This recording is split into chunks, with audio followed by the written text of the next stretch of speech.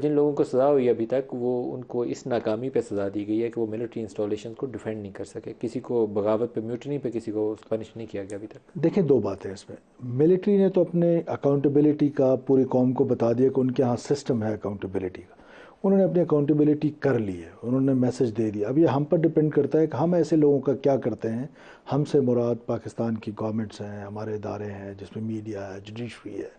So and so آن، وہ کیا اس پر ان کی لائن ہوتی ہے۔ اینی ہاؤ، اب یہ جو بار بار کیا آپ کہہ رہے ہیں کہ گرفتاریاں، دیکھیں انسیڈنٹس اس کے بعد بہت ہوئے ہیں۔ جب سے 9 اپریل کے بعد، جب سے خان صاحب کی حکومت جو ہے وہ ایک کانسٹیٹیوشنل طریقے سے، کانسٹیٹیوشن نے جو طریقہ بتایا اس کے عین مطابق ان کے خلاف ایک نو کانفیڈنس موشن ہوا، جس کو ڈیفینڈ کرنے کا ان کو پورا حق تھا، اور اس نے اس کا پورا میکسیمم ٹائم لیا۔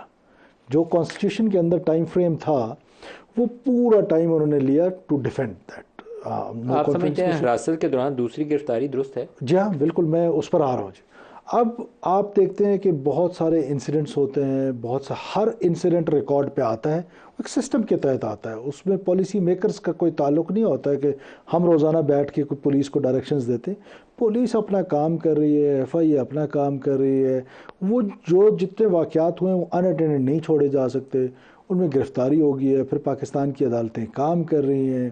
اور بسا اوقات تو ایسا محسوس ہوتا ہے کہ خان صاحب کے حق میں کام کر رہی ہیں، تو وہ بھی ان میں شامل ہیں جو یہ محسوس کرتے ہیں عدالتیں ان کے حق میں کام کر رہی ہیں؟ مجھے ایسا لگتا ہے، بیکاز ان کے کمنٹس سے لگتا ہے، حالانکہ آنریبل ججز ہیں، اب ظاہر ہے جو فیصلے ہوتے ہیں ان پر کمنٹ کرنے کا ہمیں اختیار ہے، کانسٹیٹیوشن جب فیصلہ ہو جائے پھر آپ کمنٹ کر سکتے ہیں۔ نون لیگ کے شہباز صاحب اور باقی لوگ جو تھے وہ سپریم کورٹ کے 3-4 ججز کے اوپر، چیف جسٹس سمیت ان کے تحفظات ہوتے تھے،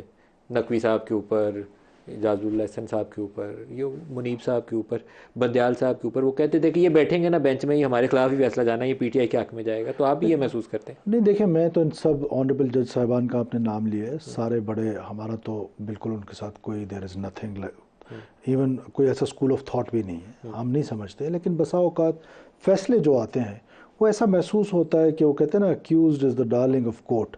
but in this case Khan is the darling of the court۔ اچھا، آپ ایسا فیل ہوتا ہے کبھی کبھار، بیکاز ہماری ڈپارٹمنٹس بڑی محنت کرتے ہیں، پروسیکیوشن کرتے ہیں، ایک کرائم ہوا ہوتا ہے، ایک جگہ پہ حملہ ہوا ہوتا ہے، ارے یہ صبح ہیڈ لائن چھپے گی یہ ہمارے Khan is the darling of the court, دیکھیں بلکہ اس کو یہ چلانا چاہیے Khan is the darling of the supreme court, کیونکہ ابھی سپریم کورٹ ہم ڈسکس وہ ایسا فیل ہوتا ہے نا۔ دیکھیں جی، وہ ہوتا کیا ہے کہ جب ہمارے ہاں ہمارا کیس کیا ہے، میرا کیس یہ ہے کہ میری ایک فورس ہے، اس کا ایک مورائل ہے، وہ محنت کرتی ہے، ایک اکیوزڈ ہو سو ایور ہی از، وہ ندیم ملک ہو سکتا ہے، وہ سرفراز بگٹی ہو سکتا ہے، وہ کوئی بھی ہو سکتا ہے، اس کے خلاف کیس تیار کرتی ہے، پروسیکیوشن ڈپارٹمنٹ اپنا کام کرتا ہے۔ اینڈ آف دا ڈے جب وہاں پر جو انصاف کے تقاضے ہیں ان کے اندر جب امبیلنس نظر آتا ہے، یقیناً وہ پھر ڈی مورلائزنگ فیکٹر ہوتا ہے، تو وہ ایسا فیل ہوتا ہے، ادروائز ایسا ہے نہیں۔ آپ کے خیال میں یہ امبیلنس کیوں ہے؟ میں اس پر کوئی کمنٹ نہیں کر سکتا، بیکاز مجھے اندازہ نہیں ہے کہ اس کا کیوں ہے، مجھے خود بھی سمجھ بہت سارے لوگ اس کے اوپر سوچتے ہیں کہ وہ جو بلڈ اپ تھا نا 2011 سے آنورڈ، اس کے تحت بہت سارے معاملات جوڈیشری اور اسٹیبلشمنٹ نے ایسے کیے ہوئے ہیں جو اب ان سے سنبھالنے مشکل ہو رہے ہیں۔